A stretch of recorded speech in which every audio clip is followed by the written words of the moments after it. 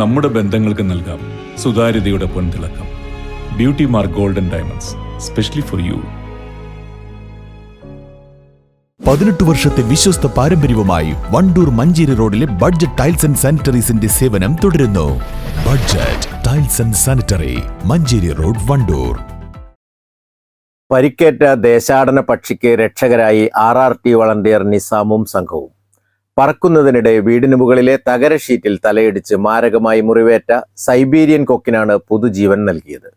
കാളികാവ് അമ്പലക്കടവിലെ കട്ടക്കാടൻ അബ്ദുവിന്റെ വീട്ടുമുറ്റത്താണ് ദേശാടന പക്ഷി പരിക്കേറ്റ് വീണത്.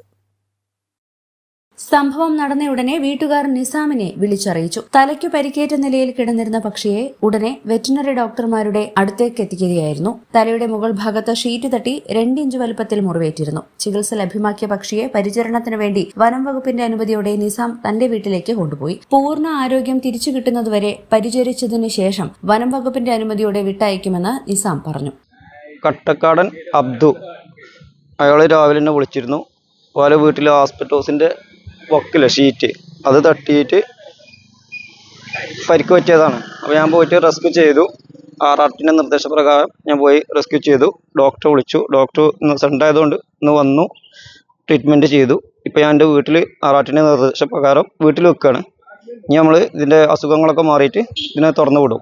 കാളികാവ് ട്രോമ കെയർ അംഗവും RRT മെമ്പറുമായ നിസാം അലങ്കാര പ്രാവുകളെ വളർത്തുന്ന ആളുകൂടിയാണ്. P. ഷഫീഖ്, E. രജീഷ് എന്നിവരും സഹായത്തിനുണ്ടായിരുന്നു.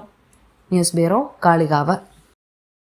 സ്വപ്നങ്ങൾ സാക്ഷാത്കാരമാകുമ്പോൾ സന്തോഷങ്ങൾക്ക് അതിരുകളില്ലാത്ത ആനന്ദം.